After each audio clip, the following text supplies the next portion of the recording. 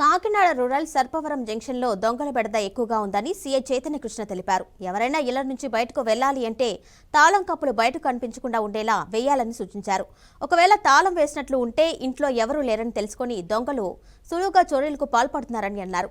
ఒకవేళ ఊరు వెళ్లాల్సి వస్తే సమీప పోలీస్ స్టేషన్లో సమాచారం ఇవ్వాలి అన్నారు. అలాగే మహిళలు బయటకు వెళ్లేటప్పుడు బంగారు ఆభరణాలు కనిపించేలా ధరిస్తే చైన్ స్నాచింగ్ జరిగే ప్రమాదం ఉందన్నారు.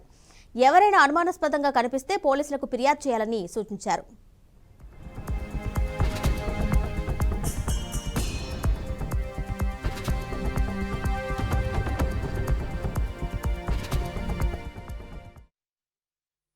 సీసీ కెమెరాల ఉపయోగం కూడా చాలా ఎక్కువ ఉంది.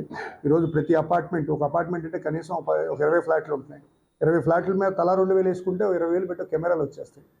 సెక్యూరిటీ దీనివల్ల అన్ని విధాల సెక్యూరిటీ ఉంటుంది. మీరు దయచేసి కెమెరాలు కూడా సీసీ కెమెరాలు కూడా పెట్టుకోవాలి. మేము అప్పటికి పబ్లిక్తో పెట్టిస్తున్నాం. అట్లానే కొన్ని గవర్నమెంట్ కెమెరాలు మా కంట్రోల్ రూమ్ అధీనంలో ఉన్నాయన్నీ కూడా మళ్ళీ ఏవైతే పనిచేయట్లేదో ఎస్పీ గారు ఇటీవల కాలంలో మీటింగ్ పెట్టి మళ్ళీ అగైన్ మాకు చెప్తున్నారు.